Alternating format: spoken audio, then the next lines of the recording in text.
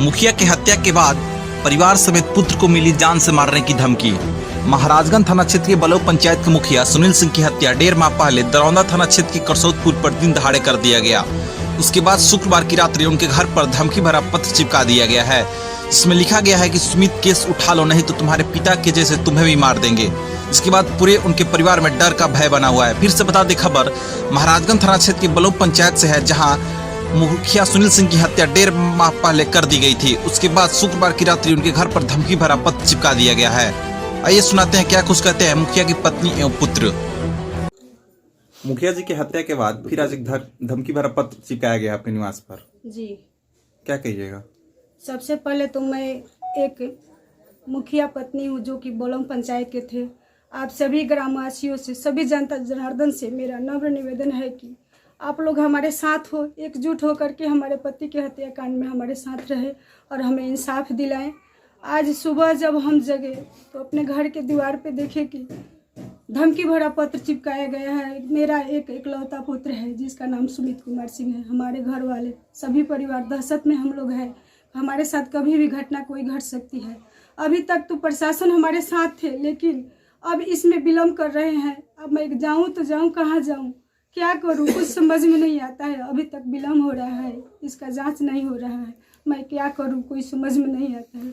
यूँ तो लाल जोड़े में सजने के लिए 99% लोग तैयार हो जाता है, लेकिन सफ़ेद जोड़े में सजने के लिए 1% लोग हैं जो सजने के लिए तैयार होते हैं। यूँ तो कलाइयाँ सबकी सजती है लाल जोड़े में, लेकिन लाल चूड़ियों में, लेकिन कलाई सुनी करने के लिए ताकत होनी चाहिए और जिगरा होना चाहिए। हमारा पति वीर पुरुष थे और मैं उसी वीर पुरुष की पत्नी हूँ जो कि अपनी कलाइयाँ सुनी करने के लिए तैयार हूँ। और जैसे मेरे पति शहीद हुए लड़ते लड़ते, 2-4 गोलियां में लोग धरती पे सो जाता है, मौत की नींद सो जाता है, लेकिन मैं उसी वीर पुरुष की पत्नी हूँ कि जो कि 10 गोलियां खाने के बाद भी लड़ते रहे।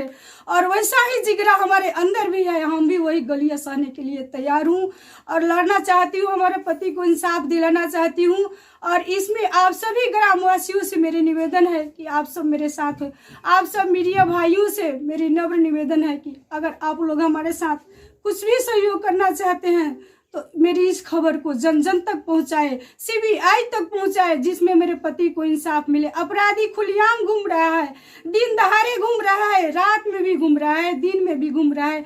आज 2 महीना होने को है, लेकिन अभी तक प्रदीप यादव पकड़ाया नहीं। कहाँ छुप कर बैठा है? प्रशासन क्या पैसा लेकर रुकी हुई है?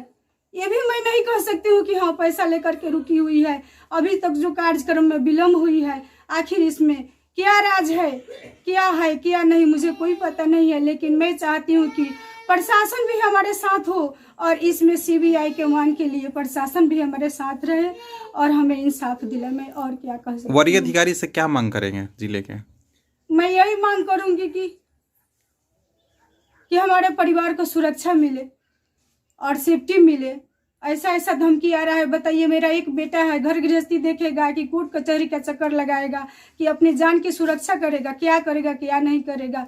घर में तो बहुत लोग हैं ना, हम लोग रात में कैसे सोएंगे, दिन में कैसे सोएंगे, अपना घर गृहस्थी कहाँ से चलाएंगे? नमक रोटी हम कहाँ से खाएंगे? बताइए, अभी बताइए कि हम नमक रोटी कहाँ से खाएंगे? बताइए, पढ़ने वाला बच्चा है, उसका पढ़ाई बंद है, पढ़ेगा नहीं तो आगे का कार्यक्रम कैसे होगा? घर गृहस्थी कैसे संभालेगा? बताइए, कौन संभालेगा हमको? प्रशासन आकर संभालेंगे? कौन है मेरे साथ पर संभालने वाला? मेरा एक बेटा है, पढ़ाई करे कि घर गृहस्थी संभाले? बताइए, हम कहाँ लेकर के जाएं? हमें इंसाफ चाहिए, हमारे पति को इंसाफ चाहिए।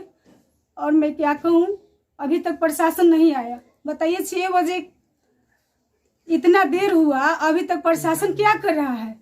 3-4 घंटा हो गए। बताइए, प्रशासन को आना चाहिए ना। अभी तक प्रशासन क्या कर रही है? अब इससे हम क्या अंदाजा लगाए कि प्रशासन हमारे साथ है कि नहीं है? बताइए, आप ही लोग बता सकते हैं ना कि हम कैसे अंदाजा लगाए। बताइए, अगर आज हमारे पुत्र के साथ वही घटना दोहराया गया होता, मतलब घट गया होता, तो प्रशासन तो अभी तक वही बैठी रहती। जब एक जनप्रतिनिधि का दिन दहाड़े मर्डर हो जाता है उस समय प्रशासन नहीं पहुंचती है। क्या महाराजगंज थाना का हक नहीं बनता है कि केस तो हमारे थाने का है? घटना घटी है दुरौंदा थाना में, ये बात मैं मानती हूँ, लेकिन महाराजगंज थाना का ये भी हक बनता है कि वो दुरौंदा थाना को जा करके बोले कि ये केस मेरा है, आप लोग हमको दीजिए, हम अपने केस को हम अपने स्तर से देखें। इतना नहीं बोल सकती है महाराजगंज थाना? बोल तो सकती है। बताइए, आज घटना ये घट जाती तो हम अपना पुत्र भी तो खो चुकते थे ना। घर में और लोग हैं, देवर हैं, और जो बच्चे दो चार जो हैं छोटे छोटे हैं, बताइए हम लोग लेडीज हैं, लेकिन लेडीज को ये दुश्मन कमजोर नहीं समझे। आदि हूँ मैं, अनादि हूँ मैं, अंत हूँ मैं, आराम हूँ मैं। अपने पति के इंसाफ के लिए मैं पटना क्या दिल्ली पूरे दुनिया जवार को हिला सकती हूँ, अपने पति को इंसाफ दिला सकती हूँ, और ये जंग मेरा है, मैं अपने खुद अकेले स्तर से लड़ूंगी। अब साहब मेरा साथ छोड़ देंगे तो क्या है? घटना तो हमारे साथ न घटी है। मेरी मांग न सुनी हुई है, मेरी न कड़ाइयाँ सुनी हुई है, लेकिन इसके लिए जिगरा होना चाहिए। मैं उसी वीर पुरुष की पत्नी हुई और मैं ये दिखा दूंगी कि मैं ही काली हूँ, मैं हूँ लक्ष्मी हूँ, मैं हूँ पार्वती हूँ, मैं हूँ सरस्वती हूँ। और जब आप लोग हमको इंसाफ नहीं दिलाएंगे तो हम दूसरा रास्ता न अपनाएंगे, क्योंकि हमारे साथ न घटना हुआ है। हम कुछ भी कर सकते हैं कि नहीं कर सकते? जब आप लोग हमारे साथ नहीं होंगे तो घटना तो हमारे साथ न घटी है। बताइए, प्रशासन अभी तक हमारे दरवाजे पे नहीं आया। अगर उसी तरह अगर हमारे बेटा का आज घटना घट जाता तो हम क्या बेटा को भी लेकर के रोते?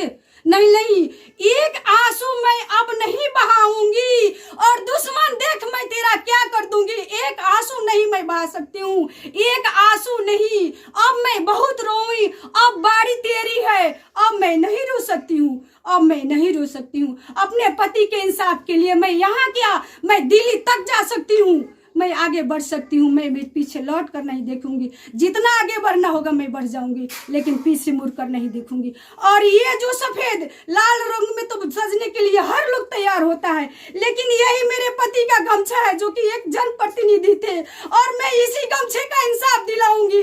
मैं दिलाऊंगी अपने पति को इंसाफ, क्योंकि ये लड़ाई मेरी है। मैं अपनी जंग खुद लड़ूंगी, मैं अपनी जंग खुद लड़ूंगी। बस मैं यही कहना चाहूंगी जनता जनार्दन से कि इस ग्रामवासी से, बलौम पंचायत से, या मैं आगे तक सिवान जिले तो मैं सबसे यही प्रार्थना करूंगी कि इसमें आप सब मेरा साथ दें और सीबीआई का मांग करें आप सब भी हमारे साथ। अगर ऐसा नहीं होगा तो मैं धरने पर भी बैठूंगी और मैं अपनी नारी शक्ति को जगा करके दिखा दूंगी कि नारियां भी कुछ कर सकती है।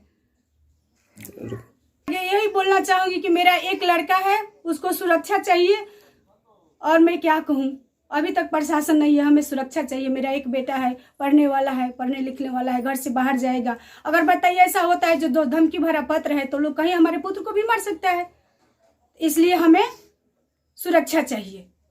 धमकी भरा पत्र चिपकाया गया, कैसे पता लगा आपको?